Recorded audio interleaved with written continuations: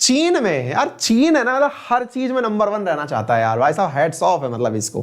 क्यों? चीन ने हाल ही के अंदर इंसान में बर्ड फ्लू का पहला वायरस खोज लिया है। मतलब वायरस और चीन का नाम एक दूसरे के साथ में सिनोनिम हो चुका है कि चीन हो और वायरस हो, आसपास ना मिले, कैसे संभव है?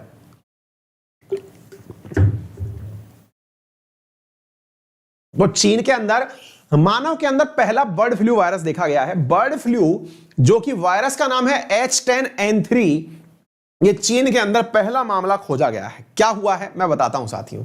चीन के अंदर आपने ये रिपोर्ट देखनी है, China sees first human case of rare H10N3 strain. Bird flu जो होता था वो पहले पक्षी से पक्षी में ही जाया करता था, यहां पर लेकिन कुछ और हो गया है। पक्षी से पक्षी में जाने के स्थान पर ये पक्षी से इंसान में ट्रांसफर हो गया। मतलब ये लोग प्रयोग कर रहे हैं क्या कि चमगादड़ से पहले इंसान में वायरस कोरोना पहुंचा के देखा, हाँ बोले हो गया सक्सेसफुल। ये पत्थर उछालते हैं, कहते हैं ना कई लोग, भाई साहब कौन सी मुराद पूरी नहीं हो सकती, एक बार ढंग से पत्थर तो उछालो यारो। ये वही करने वाला है, वो एक बार ढंग से वायरस उछालो तो सही। वायरस जमीन में पड़ा, इंसान तक नहीं पहुंचा, अल्लाह तेरी पहुंचा दिया। एग्जैक्टली कोरोना वायरस बोले चमगादड़ से पहुंचाओ सीधा इंसान में, पेंगोलिन से पहुंचाओ सीधा इंसान में। इंसान में जानवरों से बीमारी पहुंच जाए तो कह दो जूनोटिक है, यानी को फील आती है यार इन लोगों को ना। एग्जैक्टली ऐसे ही इन्होंने देखा है कि पक्षी से जो है ये जानवर में भाई बर्ड फ्लू पहुंचा दिए हैं। आपको याद होगा कुछ दिन पहले भी मैंने बर्ड फ्लू पे क्वेश्चन किए थे, मैंने बताया था बर्ड फ्लू की सबसे बड़ी चीज ये है कि ये इंसानों में नहीं पहुंचा है, लेकिन इनके यहां वो हो चुका है भाई। इनने रिपोर्ट कर दिया है और खुशी और जाहिर करते हैं कि हाँ भाई चाइना ने कंफर्म कर दिया है वर्ल्ड का पहला ह्यूमन केस जिसमें H10N3 स्ट्रेन बर्ड फ्लू का इंसान में पाया गया। गजब है यार ये लोग। बर्ड फ्लू जो कि पक्षियों में होने वाली जुकाम खांसी है, अब वो इंसान में भी पहुंच गई है और बिल्कुल वैसे ही जैसे इंसान के अंदर जाएगी, लंग्स के अंदर पहुंचेगी, फिर वही खें कोरोना वाले फीचर जो हैं वो इसके अंदर भी निकल करके आएंगे। तो पहला मामला बर्ड फ्लू का भी चाइना में ही खोजा गया था। मेहनत कामयाब हो गई है गुरु। मतलब ये समझ के चलिएगा कि 15 साल के भीतर नहीं, 25 साल के भीतर 1996 की मेहनत से जो काम हुआ बर्ड फ्लू का, वो अब इंसानों में पहुंचने में 25 साल लगे इसको पहुंचने में। समझे, हल्के में ले रखा है तुम लोगों ने यार। Never under estimate China. तो भाई साहब इन्होंने पक्षियों से चाइना के अंदर ये पहुंच गया है। चाइना के अंदर एक राज्य है जहां पर यह काम देखा गया है और उसका नाम है साथियों जियांगजू। जियांगजू जो है वो चाइना के उस तरफ वाले हिस्से में है। आप लोग सोच रहे होंगे थैंक गॉड हम इधर हैं। बेटा फर्क नहीं पड़ता इस बात से, आप किधर भी रहो। वुहान से चल करके यहां तक ले आए थे तो जियांगजू से भी लेकर के आ ही जाएंगे। तो लोड मत लो, चाइना है इसका नाम, कुछ भी हो सकता है ना।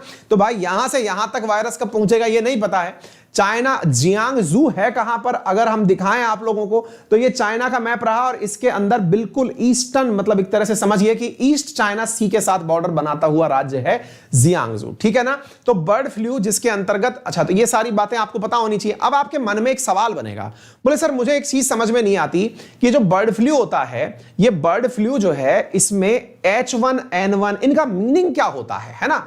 एक बड़ा सवाल बनता है। बोले फ्लू का मतलब तो जुकाम खांसी समझ में आ गई, पक्षियों वाली जानवर में आ गई, ये बात भी समझ में आ गई। इंडिया के अंदर ये आ चुकी थी, ये भी हमको पक्षियों वाली बीमारी तो हमको पहले भी समझ में आ गई थी।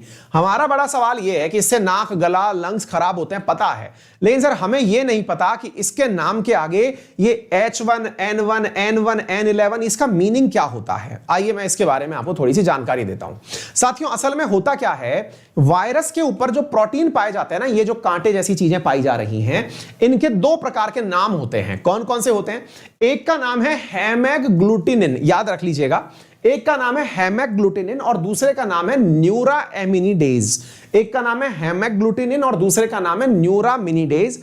ये दोनों HA हेमैग्लूटिनिन, दूसरा है न्यूरामिनिडेज जो है NA।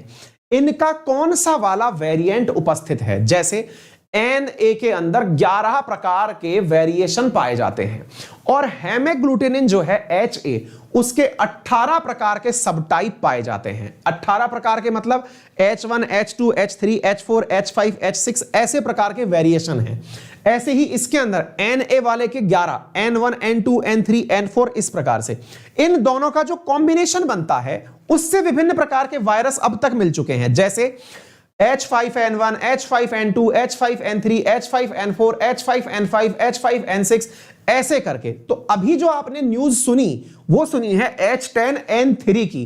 तो H10N3 जो है मेरे प्यारे साथियों वो क्या हुआ है, इंसानों में आ गया है। और H10N3 जो इंसानों में आया है वो एक जूनोटिक डिजीज बन के आया है। जूनोटिक का मतलब हुआ जो जानवरों से इंसान में आ जाए वो बीमारी जूनोटिक डिजीज कहलाती है।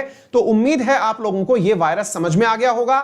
इसकी वजह से क्या सिम्टम होते हैं, जो कोरोना वाले सिम्टम है सब कुछ वैसा ही होता है। तो ज्यादा इसके बारे में जानने की आवश्यकता नहीं है। फिर आपके दिमाग में एक सवाल बनेगा, सर बाकी तो सब सही है लेकिन एक सवाल हमें यह बता दो ये कितना खतरनाक है, बस इतना बता दो सर। पक्षियों में मिलता है, डरने की कितनी जरूरत है। टेक्निकली इसके बारे में कहा जा रहा है ये लीस्ट फैटल वायरस है। लीस्ट फैटल मतलब इसकी वजह से कोई भी संभावना नहीं है। इवन इसके बारे में कहा जा रहा है कि ये जानवर से जानवर में भी ढंग से नहीं फैल पाता है। लेकिन जानवर से इंसान में कैसे पहुंच गया, बहुत मेहनत लगी होगी चाइना वालों को, लेकिन ये जानवर से जानवर में, पक्षी से पक्षी में भी ढंग से नहीं फैल पाता है। एवियन इन्फ्लुएंजा है, यानी पक्षियों में पाया जाता है, और ये पक्षी से पक्षी में भी बहुत आसानी से नहीं फैल पाता। इंसान में लेकिन पहुंचा दिया इनने, तो इंसान में भी इसका जो संक्रमण है वो बहुत कम है और इसका जो फैटेलिटी है वो बहुत कम है, यानी इसकी वजह से मरने के चांसेस भी नहीं है। लेकिन प्रयोग सक्सेसफुल हुआ है, ठीक है ना। चलिए आगे बढ़ से मिल जाता है। हमारी क्लासेस के अंदर खासियत क्या होती है, क्लासेस लाइव होती हैं, टेस्ट सीरीज और क्विजेस इसमें रेगुलर हर वीकली होते हैं। इसके साथ साथ डाउट क्लियरिंग सेशन हर 3 दिन में होता है। नोट्स आपको प्रिंटेड दिए जाते हैं। जितने भी एडुकेटर्स वहां पढ़ा रहे हैं उन सब की क्लासेस आपको मिलती हैं। प्रीवियस क्लासेस सारी मिलती हैं। लेक्चर डाउनलोड करने का ऑप्शन मिलता है। वीकली प्लस क्लास होती है, डाउट क्लियरिंग सेशन भी होती है। कितनी भी क्लासेस कितने भी एडुकेटर्स की आप देख सकते हैं जब आप सब्सक्रिप्शन ले लेते हैं। तो ये सारी चीजें जो है यहां पर उपलब्ध होती हैं, ठीक है। तो मैंने आपको बता दिया किस प्रकार से ये सब्सक्रिप्शन आपको लेना होता है। मेरा रेफरल कोड है अंकित 10, जिसका उपयोग करके आप स्पेशल क्लास भी एक्सेस कर लेंगे और क्लास भी एक्सेस कर लेंगे। मेरा टेलीग्राम चैनल है अंकित अवस्थी सर के नाम से। यदि किसी भी प्रकार की आपको दिक्कत हो तो इस चैनल पर पहुंच जाइए। 58,000 इसमें सब्सक्राइबर जुड़े हुए हैं। इसके डिस्क्रिप्शन में डिटेल दी हुई है, उन डिटेल से आप हम तक संपर्क भी कर सकते हैं। आप इस टेलीग्राम पर अपने द्वारा जो भी आपके दिमाग में प्रश्न है या फिर कोई जानकारी आप चाहते हैं तो यहां से पूछ सकते हैं, ठीक है। क्लास की पीडीएफ भी आपको यहीं पर प्राप्त हो जाएगी। फिलहाल के लिए इतना ही। अपना ख्याल रखें, बड़ों का सम्मान करें, छोटों को प्यार दें, अपना व्यक्तित्व इस प्रकार से विकसित करें कि महिलाएं आपके साथ सुरक्षित महसूस करें। मिलते हैं फिर कल इसी प्रकार की नई रोचक जानकारियों के साथ। धन्यवाद।